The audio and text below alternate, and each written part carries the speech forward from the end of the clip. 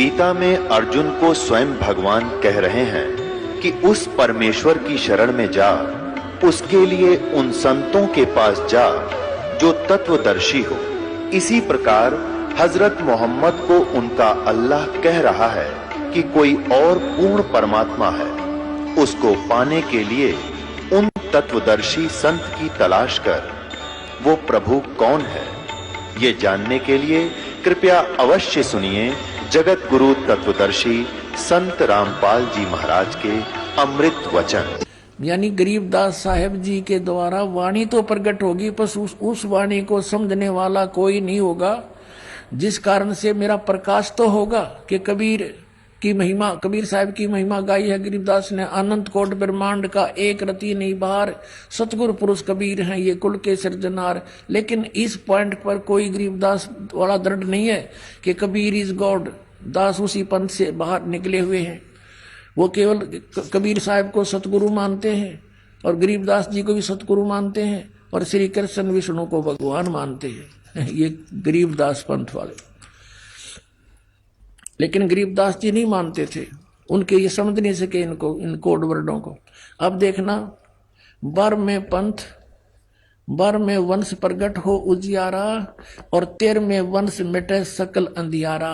ये दास रामपाल 13वां वंश है।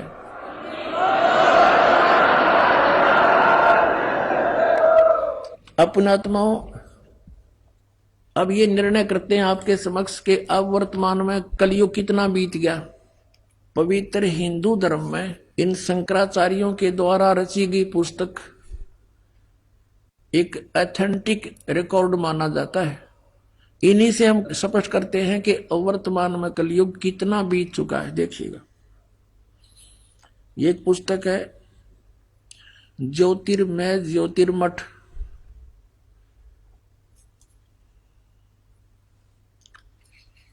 यहां इसका कुछ विवेचन दिया है। ज्योतिर्मय ज्योतिर्मठ संपाद इसके हैं श्री स्वरूपानंद सरस्वती जी महाराज। ये स्वरूपानंद जी है जो अब वर्तमान में गद्दी पर बैठे हैं। श्री स्वामी, ये 2 मठों के अधिकारी हैं, ज्योतिष मठ पीठाधीश्वर और द्वारका पीठ के, ये 2 के इंचार्ज हैं सरस्वती। अब यहाँ क्या लिखा है, यह है संपादक, लेखक एवं संकलन करता विष्णुदत्त शर्मा, अध्यक्ष आध्यात्मिक उत्थान मंडल दिल्ली। प्रेरणा स्रोत श्री सुबुद्धनाथ ब्रह्मचारी जी, मुद्रक फाइन प्रिंट एंड पैक्स। ये देखो, अखिल भारतीय आध्यात्मिक उत्थान मंडल, 1/3234 गली नंबर 2, रामनगर विस्तार, मंडोली रोड, सादरा दिल्ली। ये इनके फोन और फैक्स नंबर है। इसमें देखिएगा, इसके 11 पृष्ठ पे आदि शंकराचार्य का संक्षिप्त जीवन।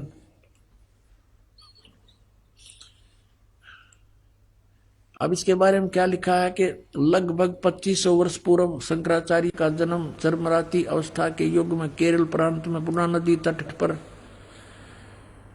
कालाड़ी ग्राम में धर्मनिष्ठ नमूद्री वैश्य ब्राह्मण शिवपुर इसके घर हुआ। अब यहां देखो, गुरु परंपरागत मठों के अनुसार उनका आविर्भाव, शंकराचार्य का जन्म शंकर भगवान के आशीर्वाद से हुआ है, अतः उनका नाम शंकर रखा गया। गुरु परंपरागत मठों के अनुसार उनका आविर्भाव काल यानी जन्म समय ईसा पूर्व, ईसा मसीह जी से पूर्व 508 वर्ष पहले, ईसा के जन्म से 508 वर्ष पहले माना जाता है। ये या शब्द करके इन्होंने 476 लिखा है, ये गलत लिखा है। ये या नहीं लिखना था, क्योंकि 32 वर्ष की आयु में उनकी मृत्यु हो गई थी। तो 508 से 32 निकाल दिया जाए तो 476 बच जाते। तो ये देखिए, तो यहां ये संकेत है। तो वास्तव में 508 वर्ष पहले उनका आविर्भाव हुआ, यानी ईसा से 508 वर्ष पूर्व। ठीक हो गया। और आज से हम गणना करें 2012 से, तो शंकराचार्य जी का जन्म कब हुआ? 5520 वर्ष पूर्व। 508 जोड़ दो 2012 में, आज से शंकराचार्य जी का जन्म 2520 वर्ष पहले हुआ। और उस समय कलयुग कितना बीत गया था ये दिखाते हैं। ये पुस्तक है हिमालय तीर्थ, ये भी शंकराचार्यों के द्वारा लिखी गई है, उन्हीं के आदेश से। ये है जेपी नंबूरी, उप मुख्य कार्यकारी श्री बद्रीनाथ केदारनाथ मंदिर समिति का, यहां से छपा। ये यहां से इनके सारे प्रकाशक है रंजू चक्रवर्ती, क्षेत्र A/1, बामा चंद्राय रोड, कोलकाता। ये मुद्रक है गिरी प्रिंट सर्विसेज, कलकत्ता। अब इसके 42 पृष्ठ पे आपको दिखाते हैं, 42 पृष्ठ पे यह शंकराचार्य के जन्म की भविष्यवाणी है। और ये शिव रहस्य नामक कोई पुस्तक है, उसका में ये श्लोक है। इस श्लोक का अनुवाद यहाँ किया है। कलयुग के 3000 वर्ष व्यतीत होने पर बौद्ध मीमांसकों के मत पर विजय प्राप्ति के लिए शंकराचार्य यानी शंकर यति के रूप में आविर्भूत होंगे। ये देखो, कलयुग जब 3000 वर्ष व्यतीत हो जाएगा तब श्री शंकराचार्य का जन्म होगा। अपने आत्माओं, हमने अब कैलकुलेशन करनी है, आज कलयुग कितना चला गया। 3000 प्लस में 2520, 3000 जैसे शंकराचार्य जी का जन्म हुआ ईसा से 508 वर्ष पहले, नीचे से यहां से गणना करेंगे तो 2520 वर्ष हो गया आज के दिन 2012। और वो कितना उस समय कलयुग कितना बीत गया था जब उनका जन्म हुआ, जब 3000 वर्ष बीत गए थे। तो टोटल मिला दो दोनों को, 5520 वर्ष हो गए। अब 5505 कब होंगे? जैसे जब 2000 ईस्वी में पहुंचते हैं, तो जब सन 2000 ईसा जी को हो गए थे जन्म हुए ने, तो 2508 वर्ष हो गए थे शंकराचार्य का जन्म। यानी 5508 वर्ष कलयुग बीत गया था सन 2000 में, ये समझो। और फिर पीछे चले 3 और कम कर दें, 1997 में 5505 वर्ष बीत गया था कलयुग। और 1997 में दास को परमेश्वर मिले थे, उन्होंने कहा था कि अब यह समय आ गया है, डिस्क्लोज कर दे सार नाम और सतनाम का, डोंट वरी। बोलो सतगुरुदेव।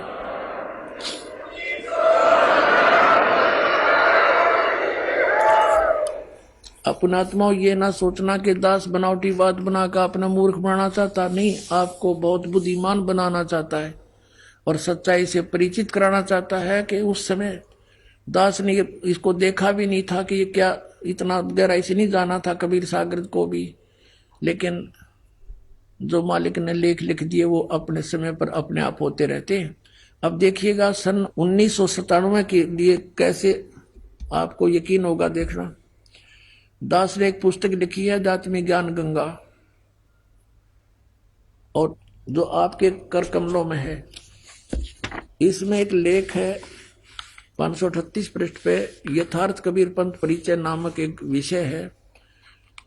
और इसमें यहां लिखा है, मुझ दास यानी रामपाल दास को परमेश्वर कबीर साहिब जी संवत 2054 फाल्गुन मास शुक्ल पक्ष एकम मार्च 1997 को दिन के 10 बजे मिले थे तथा सार शब्द की वास्तविकता और संगत को दान करने का सही समय संकेत देकर अंतर्ध्यान हो गए थे।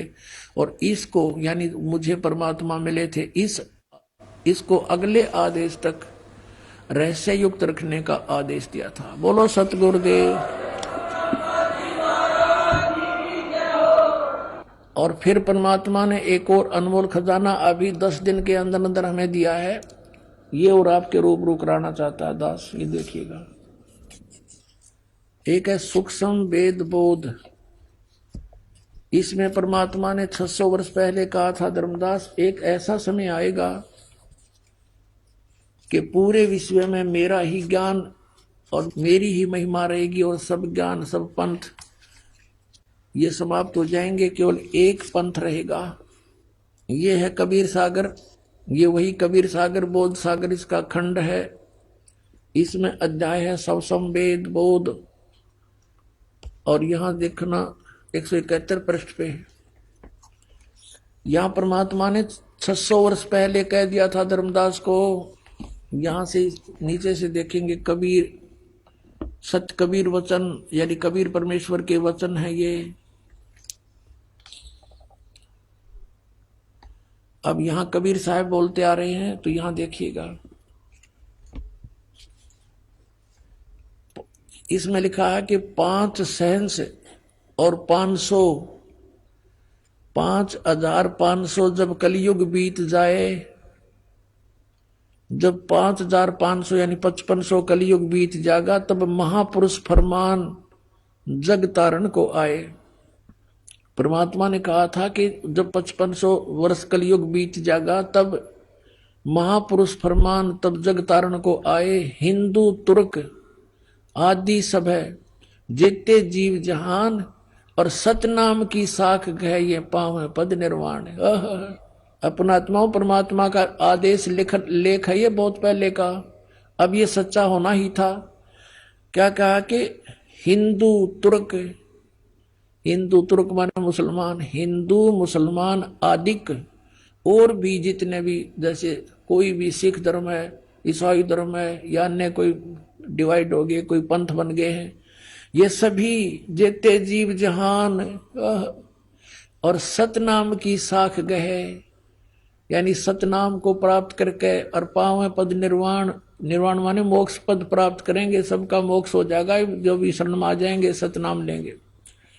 यथा शरीतगण, ये सब कैसे होंगे? एक सब पंथ मिटा के एक पंथ चलावें, वो कैसे मिलेंगे? देखो इस ज्ञान के आधार से ऐसे आएंगे।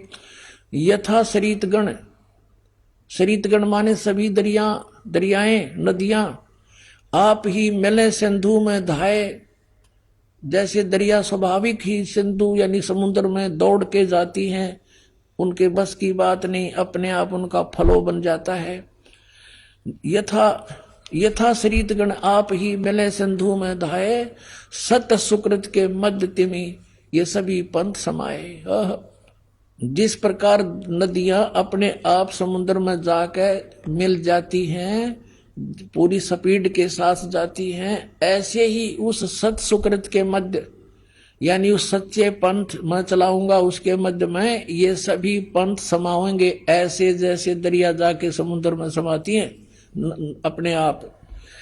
अब क्या बताते हैं? जब लग पूर्ण हो नहीं ठीके को तिथिवार, ये ठीक माने निर्धारित समय जो मैंने कर रखा धर्मदास, जब तक यो ठीक का समय यानी 5500 वर्ष कलयुग नहीं बीत जाएगा, तब तक तो मेरी ये वाणी बिल्कुल निराधार दिखाई देगी, जो सब संवेद में लिखी है। देखिएगा, जब लग पूर्ण हो नहीं ठीक को तिथिवार, कि जब तक ये निर्धारित समय नहीं आओगा ठीक माने निर्धारित समय, निश्चित समय।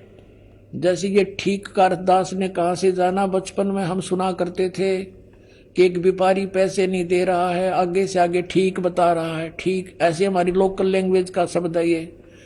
तो ठीक का मतलब निर्धारित समय निर्धारित कर देना, ये ठीक। परमात्मा कहते हैं जब मेरे द्वारा किया गया हो ये समय 5505 यानी कलयुग 5500 नहीं बीतेगा, तब तक तो ऐसा लगेगा जैसे ये वैसे ही कह रखा भगवान ने कबीर सागर में, और उस दिन ये पूर्ण हो जाएगा।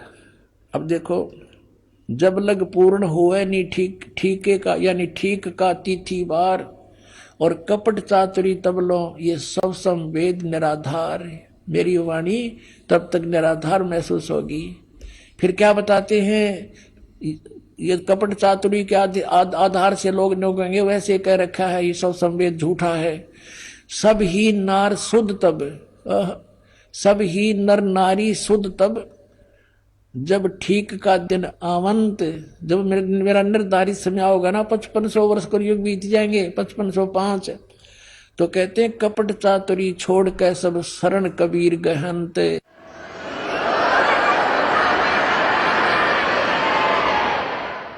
कहते हैं सभी नर नारी शुद्ध हो जाएंगे, इनमें कोई कपट नहीं रहेगा, इनको पता लग जाएगा कि पाप है सारा, अपनी नेक नीति से कमाई करा करेंगे, बेमतलब के खर्चे बंद कर देंगे, थोड़े में बहुत ज्यादा कमाई हो जाया करेगी।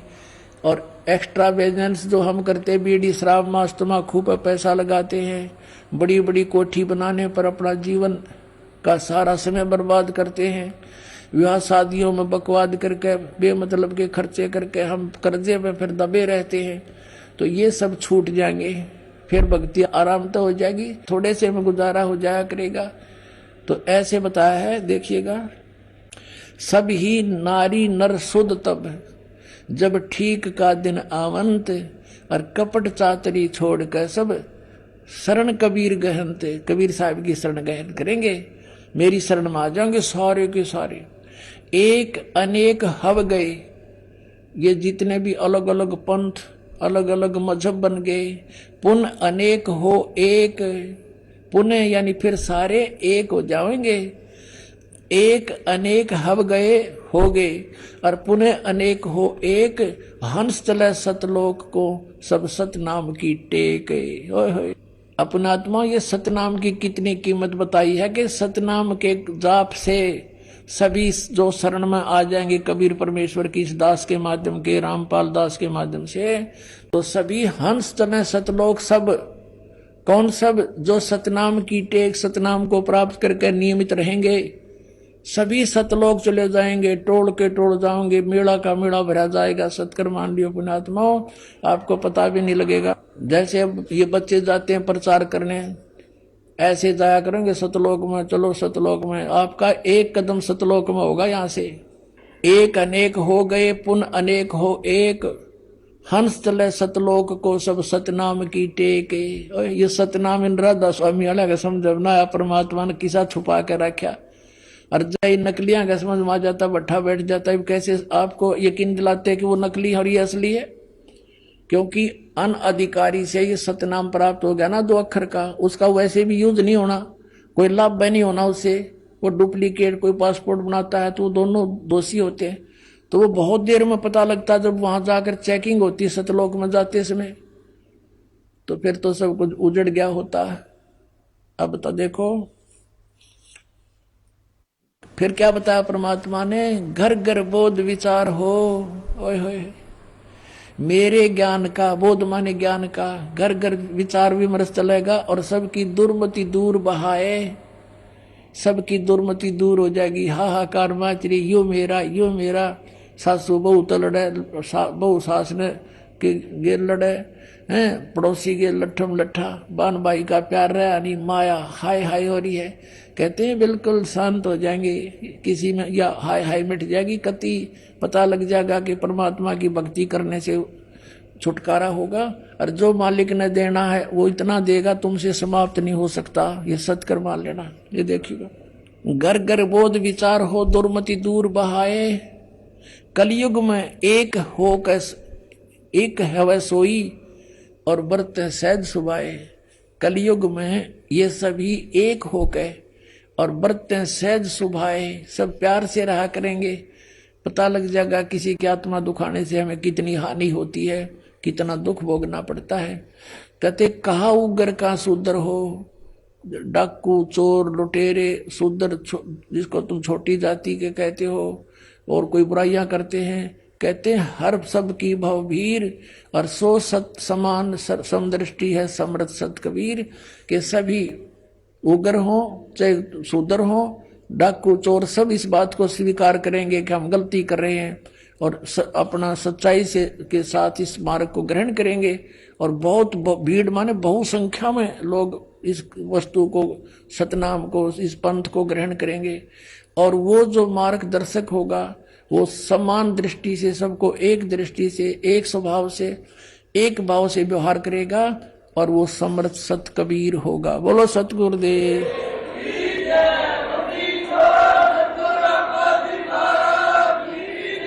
सत साहिब परम पिता परमात्मा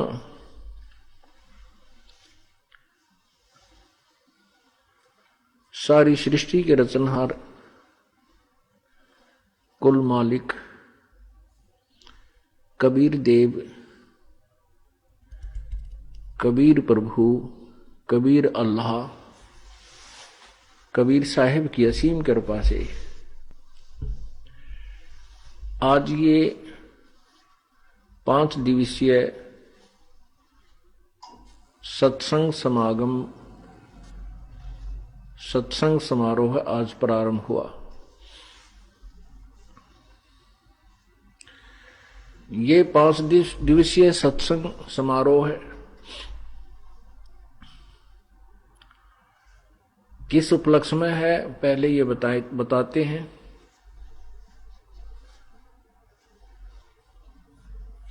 ये सत्संग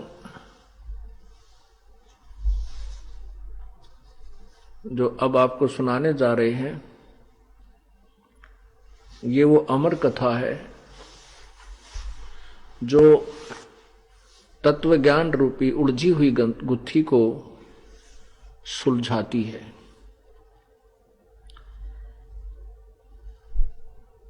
अभी तक हम परमात्मा को निराकार मानते थे। किसी भी ऋषि की, किसी भी महर्षि की या अन्य जो गुरुपद से सुशोभित संतजन थे, उनकी एक ही थ्योरी थी, एक ही सिद्धांत था कि परमात्मा तो निराकार है, केवल उसका प्रकाश ही देखा जा सकता है, वो भी अभ्यास यानी शरीर के अंदर हठ योग के द्वारा। चाहे कोई किसी भी देव का उपासक है, उसकी मूर्ति भी समक्ष रखे हुए है, श्री विष्णु जी की, श्री शिव जी की और अन्य देवताओं की, श्री गणेश जी की, हनुमान जी की, फिर भी उससे कोई पूछे परमात्मा कैसा है कि प्रभु तो निराकार है, वो दिखाई नहीं देता। ये वो दिवस है जो फाल्गुन द्वादशी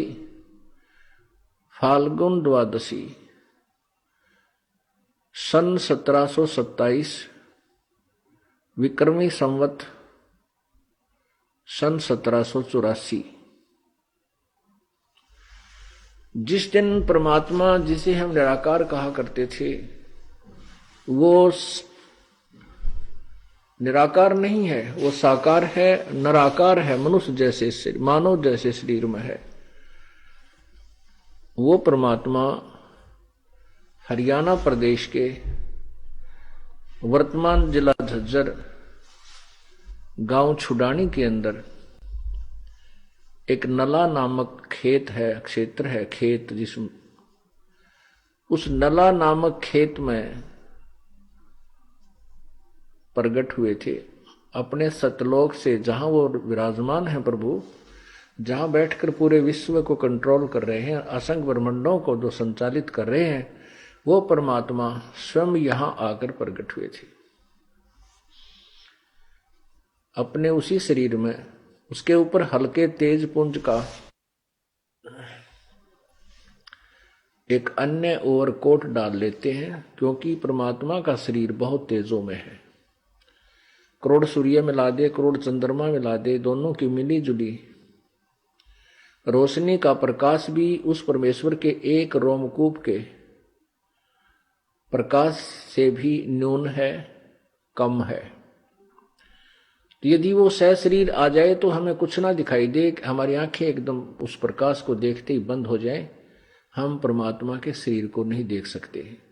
परमात्मा का वो शरीर, वो वास्तव स्वरूप दिव्य दृष्टि से देखा जाता है। इन आंखों से, चरम दृष्टि से वो नहीं देखा जा सकता। इसलिए परमात्मा अपने उस तेजोमय शरीर के ऊपर अन्य ओवरकोट भद्रा वस्त्रा समन्या कबीर नीवचनानी, कबीर परमात्मा अपने उस पहले वास्तविक शरीर के ऊपर एक ओवरकोट टाइप अन्य वस्त्र समन्या भद्रा वस्त्रा हल्के तेज पुंज का अन्य वस्त्र पहन के, यानी और चोला ओवरकोट पहन करके यहां प्रकट होते हैं। उसमें अपने निवचनानी अर्थात लोकोक्तियों के माध्यम से अपने तत्व ज्ञान को समझाते हैं और अपनी प्यारी आत्माओं को इस काल के जाल से सुलझाते हैं। इसी उद्देश्य से परमात्मा सन 1727 में विक्रमी संवत 1784 में गांव छुडानी, जिला झज्जर, हरियाणा प्रांत, भारतवर्ष के अंदर प्रकट हुए थे। वैसे तो परमात्मा का सर्व ब्रह्मांड उसी के हैं, पूरी पृथ्वी उसी की है। परमात्मा के लिए कोई सीमा नहीं है, वो कोई जाति मजहब से नहीं सीमित नहीं है। वो केवल अपनी आत्माओं को देखते हैं जिनके अंदर पूर्व जन्म के संस्कार होते हैं। जिनके अंदर पूर्व जन्म के नहीं है तो वर्तमान में वो अपनी समर्थता से उनके अंदर भक्ति प्रवेश करते हैं और फिर उनको भक्ति योग्य बनाते हैं। इसी उद्देश्य से वो परमात्मा पूर्ण ब्रह्म इस पृथ्वी पर आते हैं, काल के लोक में आते हैं। इससे पहले भी परमात्मा आते रहे हैं जिनके विशेष प्रमाण प्रत्येक युग में आते हुआ है। जैसे सतयुग में सत्सुकृत नाम से परमेश्वर आए थे, ऐसे ही एक बालक रूप धारण किया था, फिर वो बड़े हुए थे। तो उस समय के ऋषि महर्षियों को उन्होंने के ज्ञान के छक्के छुड़ा दिए थे, लेकिन उन ऋषियों महर्षियों ने मानवश अभिमानवश परमात्मा की समृत वाणी को, यथार्थ ज्ञान को स्वीकार नहीं किया था। केवल कुछ एक व्यक्ति पुण्यात्माओं ने परमात्मा की वाणी को माना था, जिनको उन्होंने पार किया। इसी प्रकार वह परमेश्वर पूर्ण ब्रह्म असंख्य ब्रह्मांड का स्वामी त्रेता युग में मुनिंदर ऋषि नाम से प्रसिद्ध हुए थे। ऐसे उन्होंने एक बालक रूप धारण किया था। एक निसंतान दंपति, एक ऋषि की पति और पत्नी, वो उसको उठा ले गए थे। परमात्मा ने फिर बड़ा होकर के धीरे धीरे अपनी लीला करते हुए जैसे वो बड़े होने की लीला की, तो 5 साल की आयु से ही, बल्कि और छोटी आयु से ही परमात्मा ने अपने ये अमृत वचन, अमर वाणी, तत्व ज्ञान प्रचार करना प्रारंभ कर दिया था। उस समय भी इन मान के भूखों ने, जो महिमा के भूखे लोग थे, उन्होंने परमात्मा के यथार्थ ज्ञान को ना स्वीकार किया, ना जनता तक जाने दिया। परमात्मा ऐसे ही द्वापर युग में एक नवजात शिशु रूप में प्रकट हुए थे और फिर धीरे धीरे बड़े हुए। तो अपनी लीला करते हुए, वैसे तो उनका छोटा बड़ा कुछ नहीं है, वो तो लीला करने के लिए एक मानव सदृश जीवन जीकर जाते हैं। उन्होंने एक ऐसा अपना नियम बना हुआ है। उस दौरान उन्होंने बहुत सी आत्माओं को समझाया, लेकिन कुछ एक आत्माएं ही सुलझ पाई। और उस समय भी ये अभिमानी लोगों ने, ऋषि महर्षि, नकली ऋषि महर्षियों ने परमात्मा की अमृतवाणी को स्वीकार नहीं किया और न ही उसे जनता तक जाने दिया। सत्य को, असत्य के ऊपर ही उन्होंने अपना पूरा टारगेट रखा। उस लोक वेद को ही जनता तक पहुंचाते रहे। उसी पर लोगों ने विश्वास किया, भक्तों ने, श्रद्धालुओं ने, कि ऋषि महर्षि विद्वान पुरुष हैं, ये संस्कृत भाषा को जानते हैं और वेदों के ज्ञाता होंगे। इस दृष्टिकोण से उनकी वाणी को हमने स्वीकार किया, परमात्मा के वचनों को हमने रिजेक्ट कर दिया, क्योंकि हम शिक्षित नहीं थे। इसी प्रकार परमात्मा इस कलयुग में भी सन 1398 संवत 1455 ज्येष्ठ पूर्णमासी को सोमवार के दिन एक लहर तारा तालाब के अंदर कमल के फूल पर प्रकट हुए थे। वहां से उनको एक निसंतान दंपति, जुलाहा दंपति उठा ले गए थे और परमात्मा धीरे धीरे बड़े हुए तो 5 वर्ष की आयु से ही अपने तत्व ज्ञान को प्रचार करना प्रारंभ कर दिया था। ऋषि महर्षियों के उन्होंने छक्के छुड़ा दिए थे, लेकिन इस अभिमान के भूखों ने स्वार्थवश अपनी रोजी रोटी के चक्कर में उन नकली ऋषि महर्षियों ने और इन झूठे गुरुओं ने परमेश्वर के उस तत्व ज्ञान को स्वीकार नहीं किया। परमात्मा प्रत्येक युग में आते हैं, अपना अमृत ज्ञान सिंपल लैंग्वेज में, लोकोक्तियों के माध्यम से कविताओं के माध्यम से, श्लोक दोहों के माध्यम से प्रचार करते हैं और लिपिबद्ध भी कर जाते हैं। इसी प्रकार परमात्मा जो प्रकट हुए थे काशी में, बनारस में, कलयुग के अंदर, उस समय भी उन्होंने अपने समृद्ध ज्ञान का प्रचार किया था। 5 वर्ष की आयु से ही उन्होंने बड़े बड़े महर्षियों को हरा दिया था, ज्ञान के सामने फीके पड़ गए थे। एकाध पुण्यात्मा ने उनके तत्व ज्ञान को स्वीकार किया, जैसे रामानंद जी। बाकी अन्य ऋषि महर्षियों ने को बहुत कम नहीं स्वीकार किया।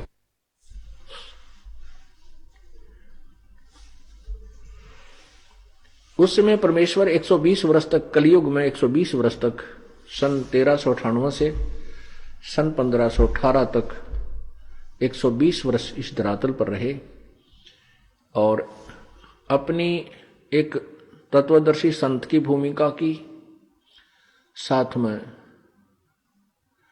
एक भक्त के क्या लक्षण होने चाहिए, क्या गुण होने चाहिए, एक सच्चे भक्त यानी हंस की भी भूमिका उन्होंने की, सतगुरु की भूमिका की।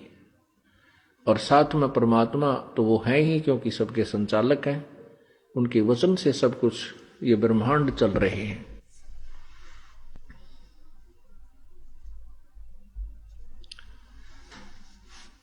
अपनी समर्थता का प्रमाण देकर के परमात्मा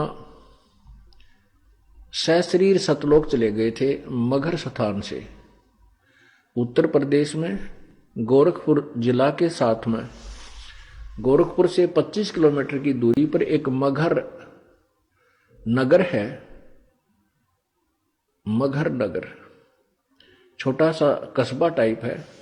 वहां से परमात्मा सशरीर सतलोक गए थे और कई हजारों की संख्या में वहां दर्शक विद्यमान थे, उपस्थित थे और सशरीर परमात्मा आए थे।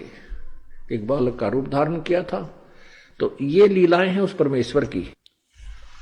परमात्मा ऐसी ही लीलाएं किया करता है, तभी उसको भगवान कहते हैं, प्रभु कहते हैं, स्वामी कहते हैं, मालिक कहते हैं और परमेश्वर कहते हैं। लेकिन कुछ एक अज्ञानियों ने, अज्ञानी ऋषियों महर्षियों ने, गुरुओं ने ये थ्योरी सेट कर दी कि भगवान, ये जो लीलाएं हैं झूठी हैं। ऐसे भगवान बगैर किसी माता के कोई गर्भ से कोई नहीं बाहर आ सकता, कोई जन्म नहीं, ऐसे स्वयं नहीं प्रकट हो सकता। तो बहुत सा समाज इस बात पर आधारित हो चुका है कि बिल्कुल ठीक है, क्योंकि श्री राम माता से उत्पन्न हुए, श्री कृष्ण मां से उत्पन्न हुए। जितने भी हम जिनको भगवान की संज्ञा में गिनते हैं सभी मां से उत्पन्न हुए। इसलिए हमने ये भी सत्य मान लिया कि मां के बिना उत्पन्न कोई नहीं हो सकता। लेकिन भगवान कैसे किसे कहेंगे? परमात्मा उसी को कहा जाता है जो एक जनसाधारण की क्रियाओं से अलग क्रियाएं करे, उसकी स्थिति भी कुछ अलग ही हो। और हमारे जैसा घसियारा हो तो फिर भगवान कैसे कहेंगे उनको? वो परमात्मा 120 वर्ष बनारस में रहे कलयुग में। उसके बाद सशरीर सतलोक चले गए थे। सन 1518 में सशरीर चले गए थे और सन 1727 में 209 वर्ष के बाद यहां छुडानी गांव के अंदर सन 1727 में, संवत 1784 में सशरीर यहां प्रकट हुए थे। फाल्गुन की द्वादशी, फाल्गुन उतरते की, फाल्गुन सुदी द्वादशी को परमात्मा सहशरीर आए थे। उस समय अपनी प्यारी आत्मा 10 वर्षीय बालक गरीबदास जी महाराज को उन्होंने बोध कराया था, तत्व ज्ञान दिया था, उपदेश दिया था, नाम दिया था।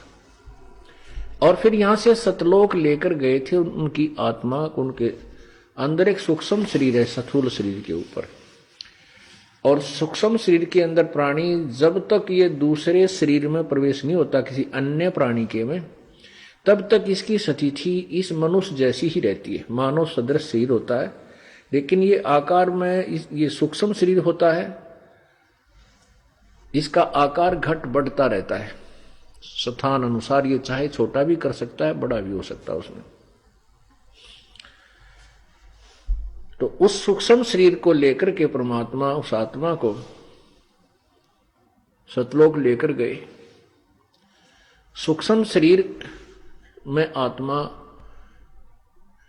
21 ब्रह्मांड तक, 7 संग ब्रह्मांड तक सूक्ष्म शरीर में रहती है।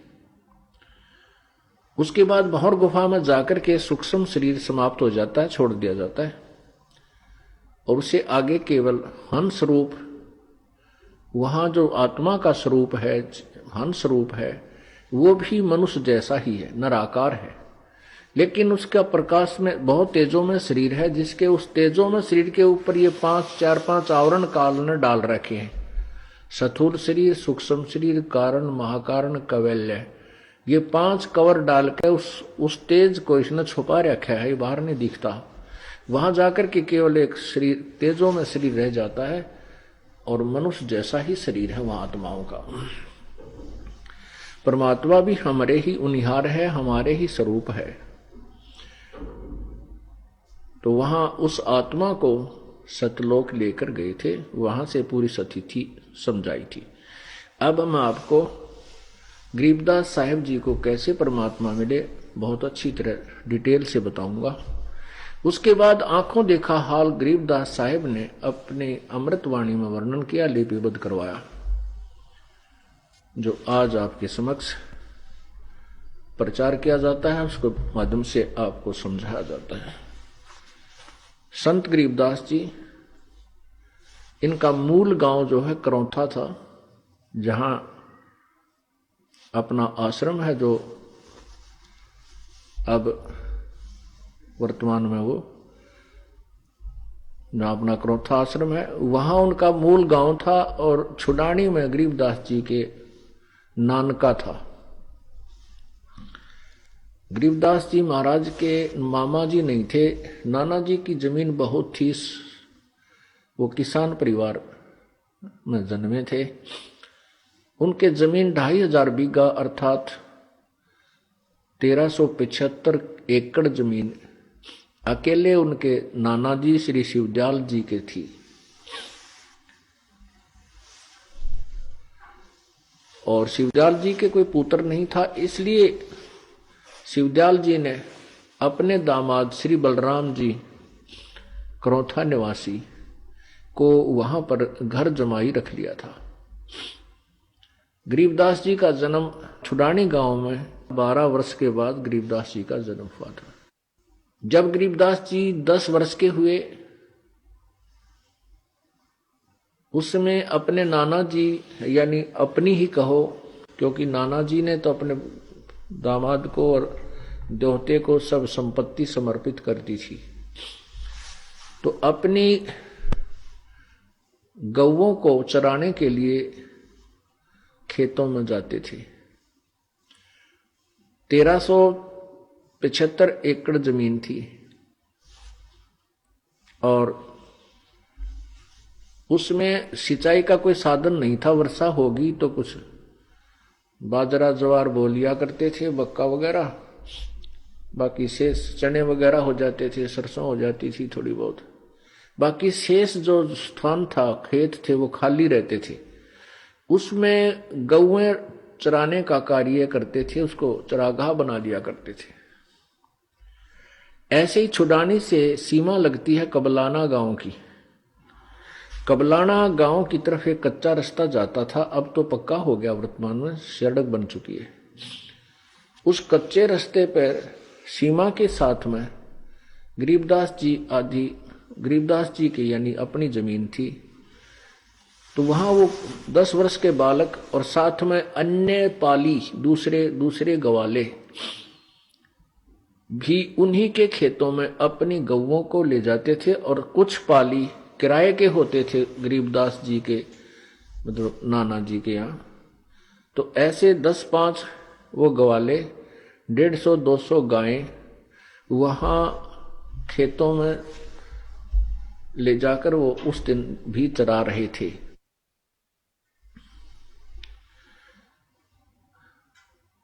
यही फाल्गुन द्वादशी का दिन, जो कि अब 8 मार्च को रविवार को आ रहा है,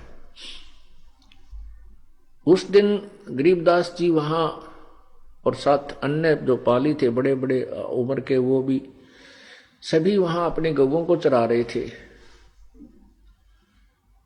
और दोपहर के जैसे 10-11 बजे इस समय से अपना बच्चों ने खाना खुना था वो खा लिया था। उसी समय परमेश्वर पूर्ण ब्रह्म सत्य पुरुष अविनाशी प्रभु,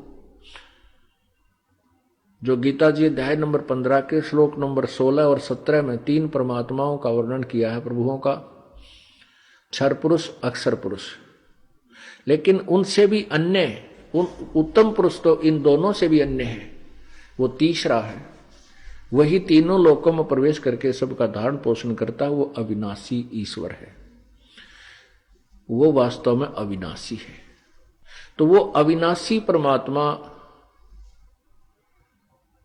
वहां आकर के प्रकट हुए एक जिंदा महात्मा के स्वरूप में। जिंदा महात्मा होते हैं जो काला सा वस्त्र पहनते हैं, थोड़ी सी दाढ़ी रखते हैं, सिर के ऊपर एक टोपा बनाते, टोपा लंबे से ऊपर ऐसे ऊंचे चोटे वाला,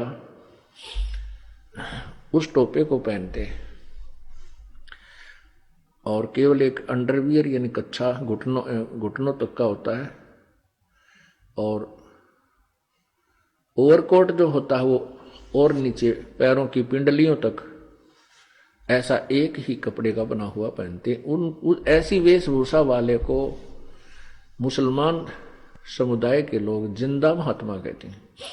परमात्मा उसी जिंदा महात्मा के नाम के स्वरूप में प्रकट होते हैं, हुए वहां भी उसी में प्रकट हुए। तो साधु जैसा संत जैसा वेशभूषा प्रभु की थी।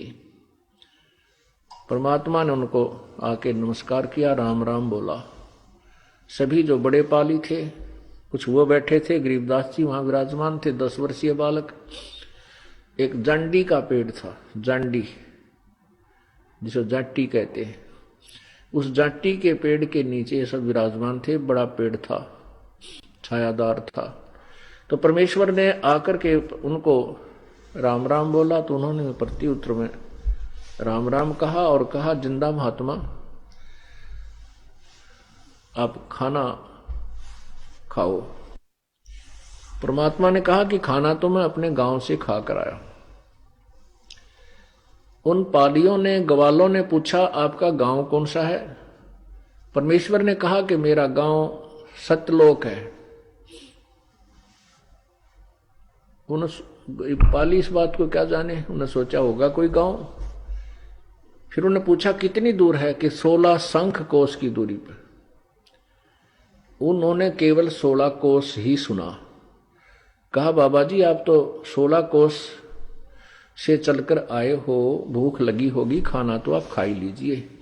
परमात्मा बोले भाई कोई भूख नहीं है। तो वो कहने लगे नहीं, खाना तो महात्मा जी खाना पड़ेगा, हम अतिथि को ऐसे जाने नहीं देते, खाना खाना पड़ेगा। परमात्मा बोले भी खाना तो मैं नहीं खाऊंगा। तो कहने लगे दूध पी ले, फिर आप भी निकाल देते हैं, हमारी गायें बहुत अच्छी है और जब चाहे हम इनका दूध निकाल लेते हैं, कुछ ऐसी गायें हैं हमारी। परमात्मा बोले भाई ठीक है, दूध पिलाओगे ना, दूध पी लेता हूं, लेकिन कंवारी गाय का दूध पीऊंगा मैं, कंवारी का। जो वो बड़े बड़े पाली थे वो कहने लगे बाबा जी मजाक ना करे, तेरा दूध पीने का नीयत को नहीं। परमात्मा बोले भाई नीयत की क्या बात है, आप कहते हो कि हम तो खिला पिला कर ही अतिथि को आगे जाने देते हैं, मैं दूध पीऊंगा लेकिन बगैर ब्याई यानी कंवारी का पीऊंगा, जो अभी तक नए दूध भी ना हुई हो कभी भी। पाली बोले मजाक करो बाबा जी आप। गरीबदास जी में प्रेरणा की प्रभु ने, क्योंकि अपनी लीला जो करने आए थे वह करनी थी। गरीबदास जी 10 वर्षीय बालक खड़े हुए और कहने लगे महाराज जी ये है गाय में। उनकी एक बहुत ही प्रिय बच्चिया थी अभी दूध छोड़ा था उसने 1-2 महीना से, 2-3 महीने से, लेकिन अभी तक वो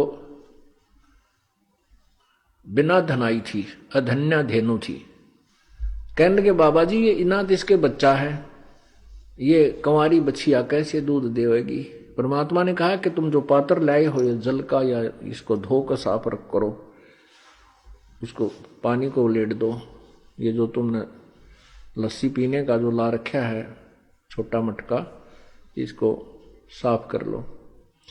साफ कर, कहने लगे जी साफ कर रखा हमने, रोटी खा ली, कि इसको गाय के नीचे, इस बछिया के सतन, इसकी ओड़ी के नीचे रख दे, लोटी के नीचे कर लो, ऐसे जैसे दार निकाला करे, जैसे दूध निकालते समय बाल्टी नीचे रखा करे, ऐसे कहने पकड़ ले इसने।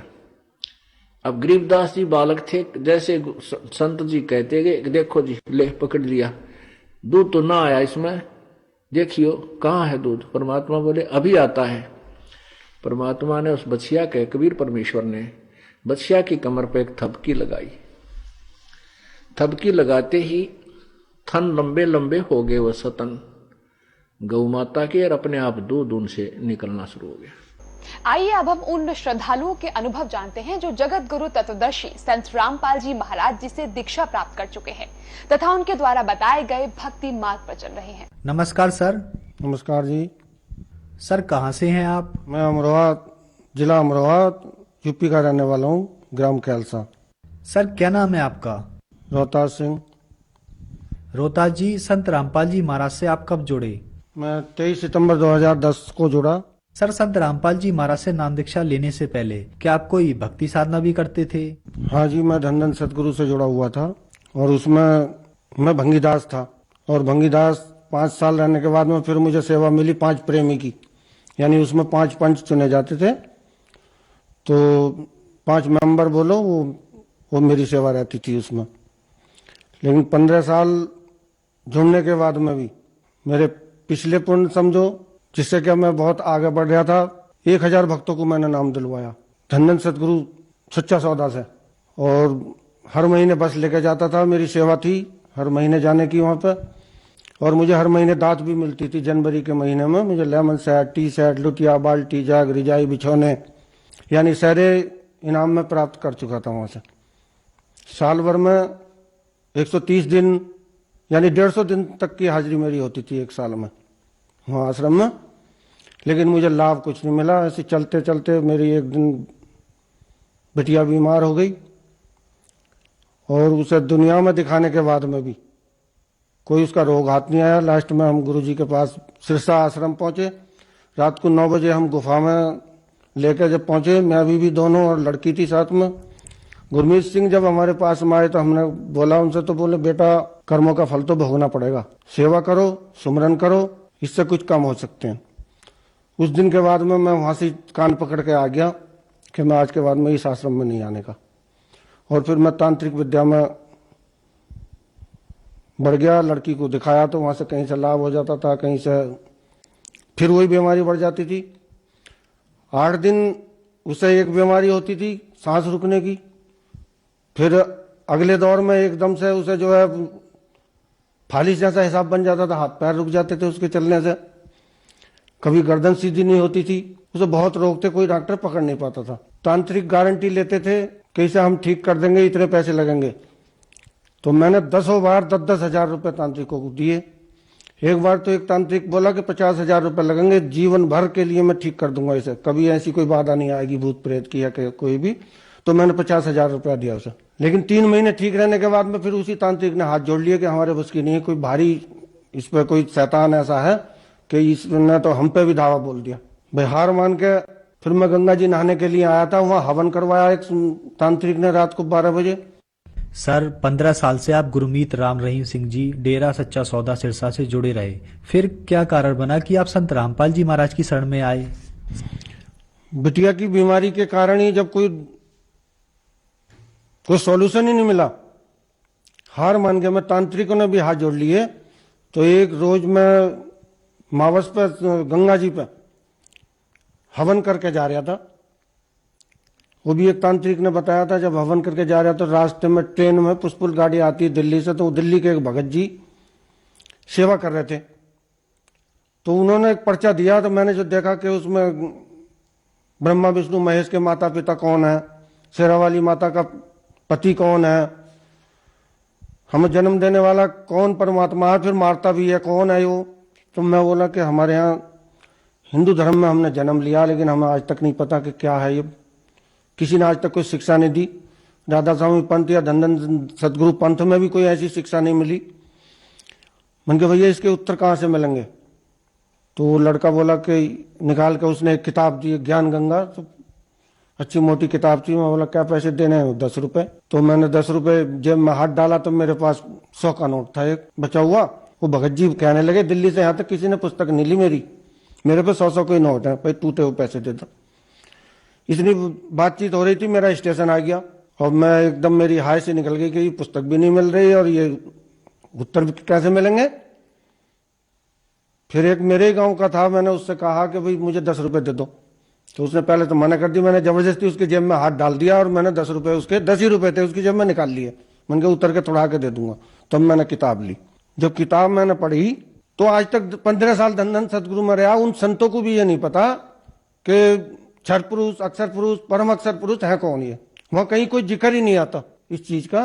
तो मैं पढ़ता रहा। लड़की और मेरी पत्नी जो है वो भी कहती नहीं कहाँ चला है, किताब उठा के फेंको, अलग को काम नहीं कर रहे, ढोर खड़े हैं। लेकिन मैं फिर पढ़ने बैठ गया।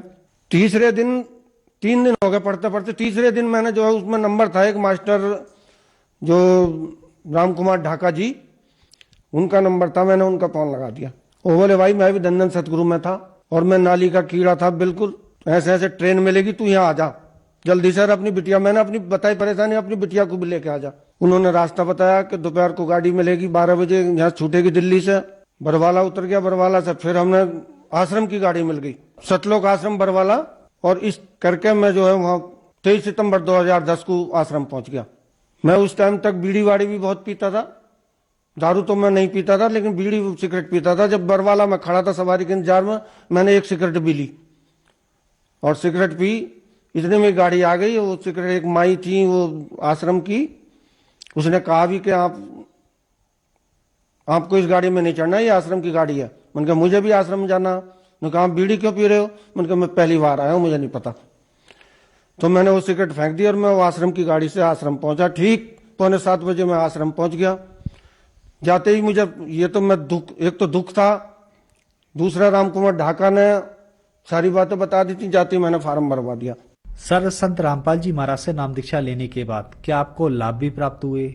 जब नाम लेने के बाद में मैं दर्शनों के लिए पहुंचा तो सारे भक्तों के दर्शन हो चुके थे। मैं लास्ट में जाकर लगा हूं। रामपाल महाराज जी से ने आशीर्वाद दिया और जब मैंने अपनी आप बीती बताई कि मैं सच्चा सौदे में 15 साल रहा हूं, तो संत रामपाल जी बोले बेटा सच्चे सौदे में तो आज आया है, परमात्मा की भक्ति कर, सब परमात्मा दया करेंगे। मैंने उनसे बताया कि मेरा लड़का भी घर से निकल गया है, 11वीं क्लास में पढ़ रहा था, उसने दूसरे धर्म की और लड़की से शादी कर ली है, वो सब ठीक करेगा, मालिक दया करेगा, तू भक्ति कर। ठीक रात को 11 बजे उस लड़के का फोन आ गया, उसकी मम्मी का फोन गया मेरे पे वहां आश्रम में ही कि सचिन का फोन आया। और 23 सितंबर 2010 को मैंने नाम लिया 7:30 बजे। उसके बाद में 33 साल लगातार मेरी पत्नी को दौरे पड़ते थे और लड़की बीमार थी, लड़की को बीमारी छोड़ कर गया। तो 23 सितंबर 2010 के बाद में आज तक न लड़की को बीमारी हुई कोई, ना उसकी मम्मी को दौरे पड़े। संत रामपाल जी की कृपा ऐसी हुई कि उन्होंने नाम भी 1 महीने के बाद में लिया। 1 महीने के बाद में मैं लड़की को लेकर आया, 2 महीने के बाद में उसकी मम्मी को लेकर आया। लेकिन 23 सितंबर 2010 से आज तक दौरा नहीं पड़ा है, न लड़की को कोई बीमारी हुई है। ऐसी मालिक की दया, संत रामपाल जी महाराज जी की दया हुई है कि आज तक कोई बीमारी नहीं। और हर महीने में चलता रहा। मेरी जो पत्नी है उन्हें भी वो 15 दिन में हो जाती थी, 15 दिन के बाद मैं जाता था कि यानी कि मावस और पूर्णमासी में सत्संग होते थे वहां, तो मावस पे हो जाती थी, पूर्णमासी पे मैं जाता था। तो मुझे एक बीमारी अचानक थी, मेरे गला फूल जाता था। अब यहाँ छोटे मोटे डॉक्टरों से दवाई ले ली, गला फूल गया, कह दे कि टॉन्सिल निकल रहे हैं। लेकिन आश्रम में भी मेरे साथ में ऐसा हुआ, तो मैंने जो है दर्शनों पे गुरुजी के पास मैं पहुंचा। गुरुजी दर्शन देकर मुझे आशीर्वाद देकर आगे निकल गए थे, लेकिन मैंने फिर जोर से बोला मैं परमात्मा दया करो, मेरी प्रार्थना है। तो पीछे हटकाए और मुझसे बोले, मैंने इशारा ही करा था कि मेरे गले में ये टॉन्सिल निकलते हैं। तो उन्होंने 2 उंगलियों से मेरी ठोड़ी के नीचे आशीर्वाद लंबे हाथ से बोले हाथ लगा कर बोले चल सेवा कर अपनी। लेकिन मालिक की दया मेहर ऐसे हुई परमात्मा संत रामपाल जी महाराज जी की कि 15 दिन के बाद में वो मेरी जीभ के नीचे जो फूट गया, मतलब उसका मुंह बन गया, कैंसर का मुंह बन गया, और 2 दिन के अंदर अंदर वो पक के फूट गया। वो गांठ मेरे घर पे आज भी रखी है। मैंने गुरु जी को भी दिखाई थी, संत रामपाल जी महाराज जी को। उन्होंने कहा था कि तेरी भाई यहाँ तक की जिंदगी थी, तुझे मर जाना था, लेकिन मालिक ने ऐसी दया करी कि वो कैंसर घर बैठे ही ना कोई इलाज चला है उसका, और निकाल दिया।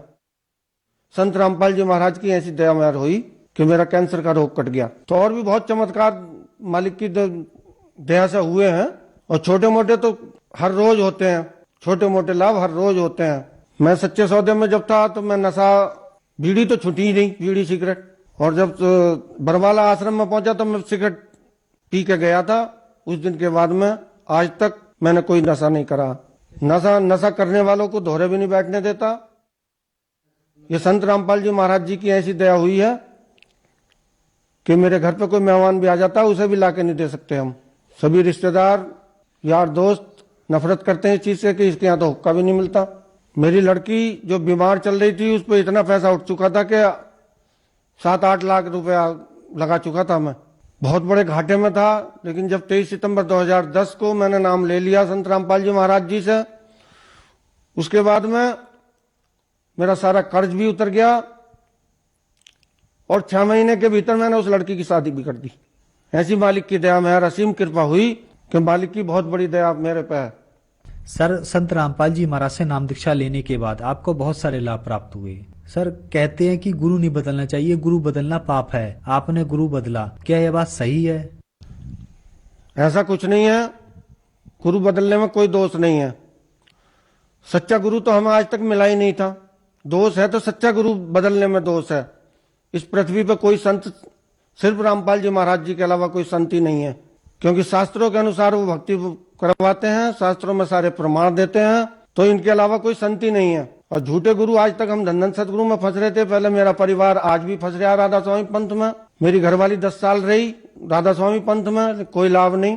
लेकिन जिस दिन से हमने संत रामपाल जी महाराज जी की शरण मिली है सारे परिवार को, उस दिन से परिवार में खुशियां ही खुशियां हैं। सर, जो श्रद्धालु आज आपको टीवी पर देख रहे हैं, आप उनके लिए क्या संदेश देना चाहेंगे?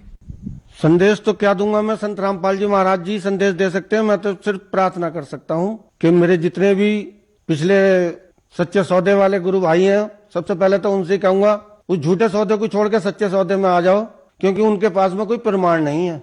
संत रामपाल जी महाराज जी एक ऐसे संत हैं जो कि सभी धर्मों के ग्रंथों में से निकाल कर निचोड़ बता रहे हैं। तो भाई मेरा कहना यही है कि जल्दी से जल्दी आकर नाम ले लो, यही मोक्ष हो सकता है, और कोई रास्ता नहीं है। सर, संत रामपाल जी महाराज से नाम दीक्षा कैसे ली जा सकती है? साधना चैनल पर टीवी पे प्रोग्राम आता है शाम को 7:30 बजे से 8:30 बजे तक, और भी कई चैनलों पे प्रोग्राम आ रहे हैं। उसके नीचे नीली पट्टी चलती है, कभी नीली कभी पीली पट्टी भी आती है, उस पर नंबर है, उन पर कांटेक्ट करो। मालिक ने, सतगुरु रामपाल जी महाराज जी ने ऐसा सॉल्यूशन निकाल दिया कि सारे जिलों में, हर प्रदेश में, हर जिले में नामदान सेंटर चल रहे हैं संत रामपाल जी महाराज जी के। तो उनसे पता करके कांटेक्ट नंबर पे अपना नामदान सेंटर पे पहुंच के अपना नाम ले सकते हो, अपना कल्याण करवा सकते हो। सर, बहुत बहुत धन्यवाद आपका। सत साहिब।